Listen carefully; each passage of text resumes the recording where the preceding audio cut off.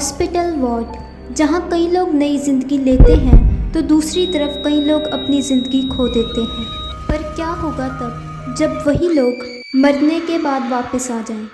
एक रात जब सुनील अपने घर पर सो रहा था तो टेबल पर पड़ा उसका फ़ोन बजता है। फ़ोन की आवाज़ सुनकर सुनील की नींद खुल जाती है। फ़ोन को उठाने पर उसे पता लगता है कि उसके बेस्ट फ्रेंड निखिल का एक्सीडेंट हो गया है, जिसे सुनकर वो जल्द से जल्द हॉस्पिटल पहुंचता है।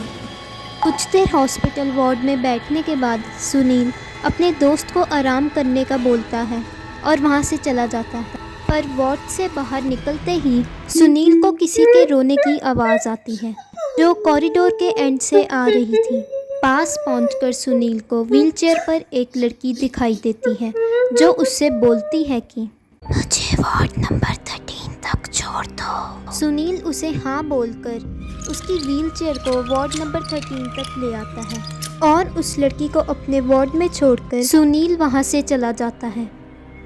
अगली सुबह जब सुनील हॉस्पिटल आता है तो वो उस लड़की से मिलने का भी सोचता है, पर जब सुनील वार्ड नंबर 13 तक पहुंचता है तो उसे वार्ड में कोई भी दिखाई नहीं देता और बाहर किसी डॉक्टर से पूछने पर उसे पता लगता है कि ये वार्ड तो हमेशा खाली ही रहता है।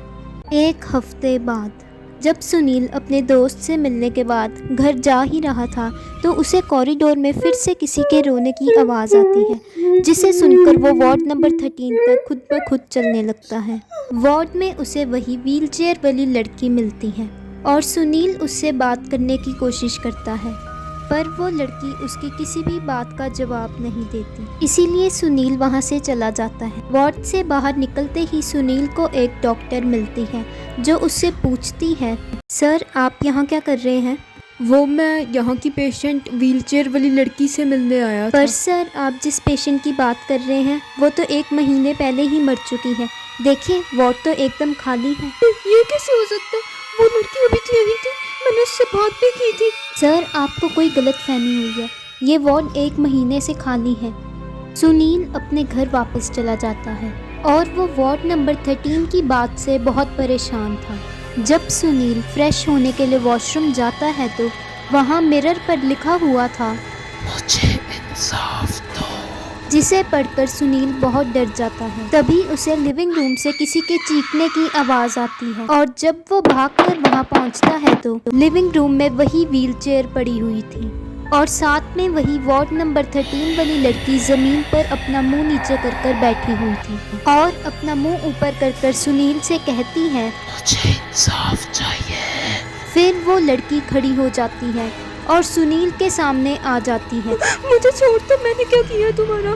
तुम्हें मेरी मदद करनी होगी। मैं अपना ऑपरेशन कराने हॉस्पिटल आई थी, पर उन डॉक्टर्स ने मेरे अनाथ होने का फायदा उठाया और मेरी किडनी निकाल ली। उन्होंने मुझे जानबूझकर मार दिया और मैं घुट कर वहीं मर गई।